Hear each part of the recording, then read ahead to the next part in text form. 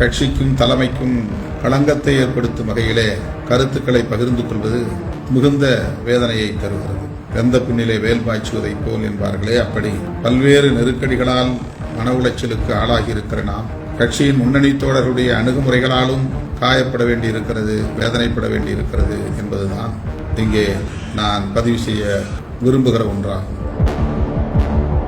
அங்கீகாரம் பெறுவோம் என்பதை இன்றைக்கு நாம் நிறைவேற்றி காட்டியிருக்கிறோம்.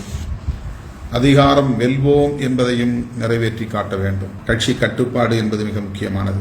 வளர்ச்சி அடைய கட்சிக்குள்ளே முன்னணி தலைவர்களிடையே முதிர்ச்சி வெளிப்பட வேண்டும். கட்டுப்பாடு பிறருக்கு முன்மாதிரியாக அமைய வேண்டும். ஆனால் முன்னணி பொறுப்பாளர்கள் சமூக வலைத்தளங்களில் கட்சிக்கும் தலைமைக்கும் களங்கத்தை ஏற்படுத்தும் வகையிலே கருத்துக்களை பகிர்ந்து கொள்வது மிகுந்த வேதனையை தருகிறது.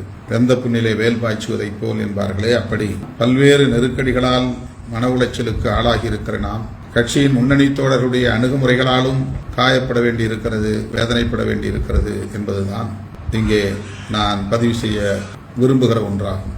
நமக்குள் எவ்வளவு முரண்பாடுகள் இருந்தாலும் கூட அதை சமூக வலைத்தளங்களிலே பகிர்ந்து கொள்ளக்கூடாது, பதிவு செய்யக்கூடாது.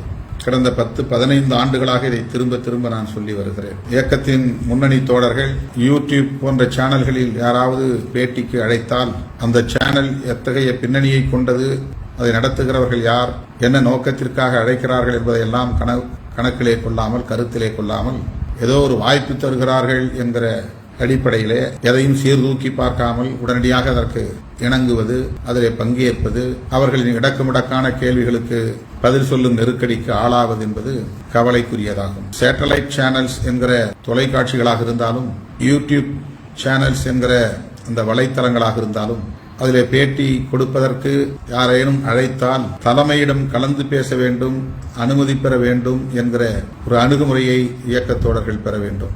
தேர்தல் நெருங்குகிற நேரம் கூட்டணி அமைப்பதற்கான உத்திகள் ஒவ்வொரு பெரிய கட்சிகளும் இன்றைக்கு கையாளக்கூடிய அந்த உத்திகளை கையாளக்கூடிய சூழல்